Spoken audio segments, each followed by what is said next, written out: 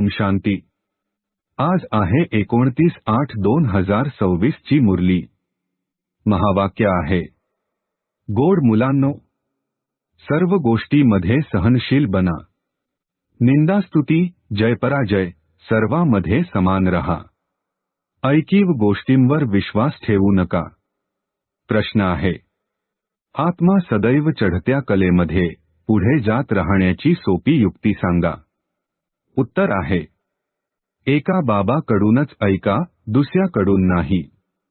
फालतू परचिंतन करण्यामध्ये, वाह्यात गोष्टीमध्ये आपला वेळ वाया घालवला नाही, तर आत्मा सदैव चढत्या कलेमध्ये राहील।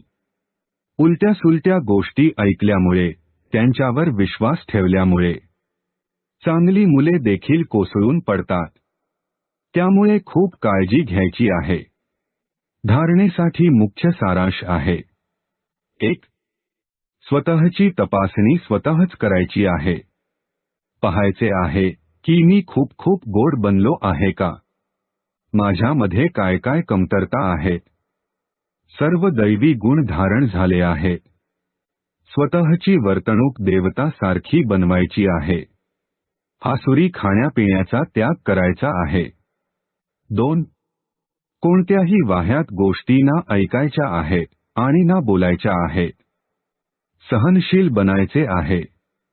आजचे वरदान आहे, आपल्या स्मृती, वृत्ती आणि दृष्टीला अलौकिक बनविणारे। सर्व आकर्षणापासून मुक्त भव। स्पष्टीकरण आहे, म्हटले जाते, जसे संकल्प तशी सृष्टी। जे नव्या सृष्टीच्या रचनेसाठी निमित्त विशेष आत्मे आहेत, त्यांचा एकैक संकल्प श्रेष्ठ अर्थात अलौकिक असला पाहिजे। जेव्हा स्मृती, वृत्ती आणि दृष्टी सर्व अलौकिक होते, तेव्हा या लोकातली कोणतीही व्यक्ती अथवा कोणतीही वस्तू स्वतःकडे आकर्षित करू शकत नाही। जर आकर्षित करत असेल तर नक्की अलौकिकतेमध्ये कमी आहे। अलौकिक आत्मे सर्व आकर्षणापासून मुक्त असतात।